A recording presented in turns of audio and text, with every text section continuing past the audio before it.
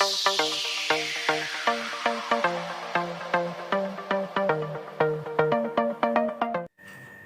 assalamualaikum warahmatullahi wabarakatuh. Kembali lagi bersama saya Oki Beratur di channel Oke TV.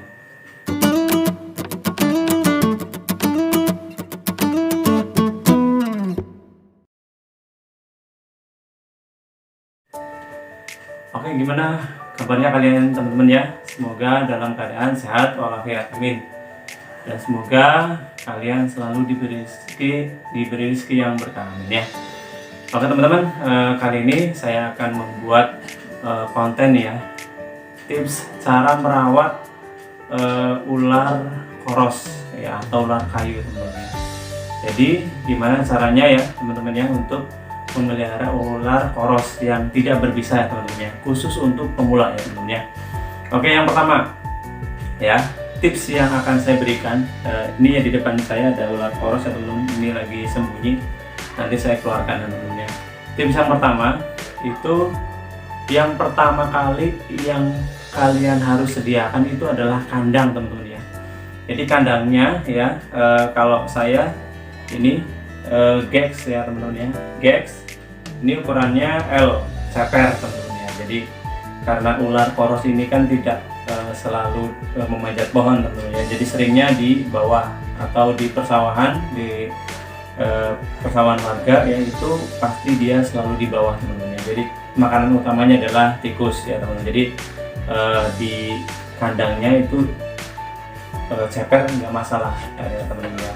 Itu yang pertama, kandangnya itu ya teman-teman ya. Jadi pertama yang kalian harus sediakan itu kandang ya. Jangan sampai kalian sudah beli ular koros tetapi kalian tidak tahu kandangnya mau pakai apa, mau pakai botol atau pakai yang lain ya. Itu yang pertama adalah kandangnya. Kemudian kandang itu boleh pakai kontainer ya, boleh pakai gek seperti ini ya. Kalau kalian beli kontainer itu harus dilubangi teman-teman ya. Jadi harus dilubangi ya sisi-sisinya. Jadi supaya ada udara yang masuk ya teman-teman ya, untuk bernafas ya teman-teman. Itu yang pertama, kandang. Yang kedua adalah alasnya teman-teman ya. Alasnya kalian bisa pakai yang serbuk kayu atau bisa kokopit atau koko khas, boleh, silakan. Atau pakai koran ya teman-teman ya. Jadi itu yang lebih murah, itu pakai koran. Atau kalian kalau tidak punya kertas koran bekas, kalian bisa pakai kertas yang biasa teman, atau kertas HVS yang putih bisa. Tuh, kalau saya ya teman-teman ya, ini saya pakai kokopit di bawahnya, kemudian di atasnya itu ada semacam ini merang padi teman-teman ya. Jadi ini merang ya, jadi supaya hangat teman-teman ya. Kalau saya ini jadi double, jadi di bawahnya itu kokopit, di atasnya merang. Kemudian si ular itu butuh yang namanya ini teman-teman ya. Jadi apa namanya, air ya, butuh air di dalamnya. Ini saya pakai bak air ini ya. Kemudian pakai hiding cave teman-teman ya. Jadi ini buat tempat persembunyiannya teman-teman ya, nih ularnya. Jadi tempat persembunyiannya di sini ya. Jadi ketika si ular itu tidak mau terlihat oleh orang lain, ketika kita lewat atau ada orang lain lewat, itu pasti dia membutuhkan tempat sembunyi teman-teman ya. Jadi tempat sembunyinya kemudian pakai air ini teman-teman ya. Itu. Kemudian berikutnya tadi nomor 1 kandang, yang kedua alas ya tadi. Kemudian yang ketiga apa namanya, tempat minum ya, atau water dish. Kemudian 1, 2, 3, 4 itu untuk tempat sembunyi atau hiding cave teman-teman ya. Jadi untuk tempat sembunyi si ular ya, supaya dia tidak terlalu kelihatan. Jadi biasanya kalau dia lagi takut, lagi pengen sembunyi, itu ular itu sembunyi di situ.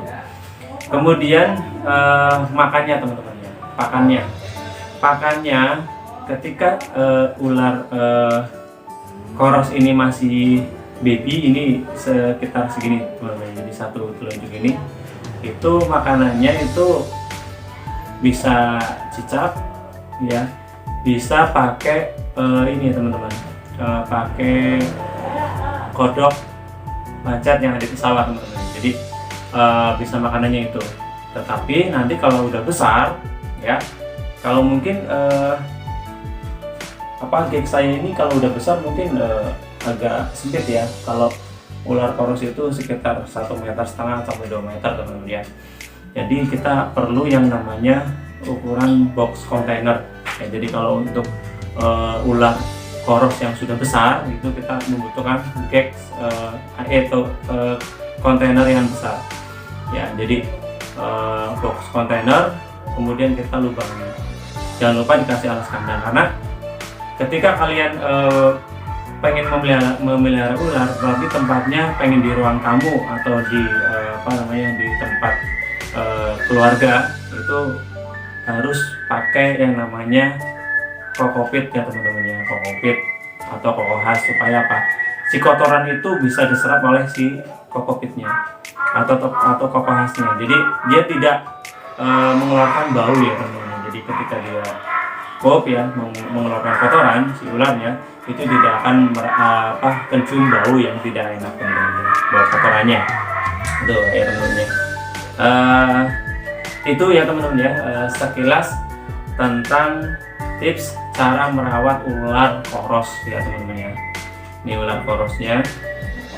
Jadi kalian ketika pemula ya ingin ngambil ular koros ya, jangan lupa ya, kalian itu harus hati-hati ya teman-teman, walaupun tidak berbisa.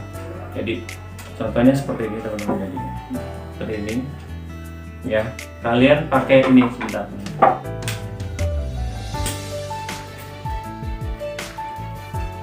Nah ini teman-teman ya, jadi walaupun tidak berbisa, kita harus menggunakan hook teman-teman ya. Ini supaya ular itu tahu, oh dia mau dipegang.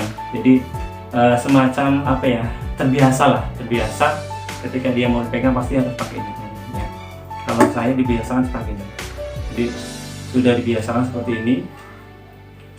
Nah ini teman-teman, jadi dibiasakan ini ya teman-teman ya. Ini ular korosnya teman-teman ya, jadi ini masih baby up teman-teman ya, jadi tidak terlalu besar, ini masih baby, jadi cocok ya untuk kandangnya di gap ini teman-teman ya. Jadi tidak terlalu membutuhkan kandang yang besar, kecuali kalau dia sudah besar teman-teman ya, sudah dewasa sekitar untuk umur panjangnya 1 meter atau 2 meter, itu kita menggunakan box container tentunya.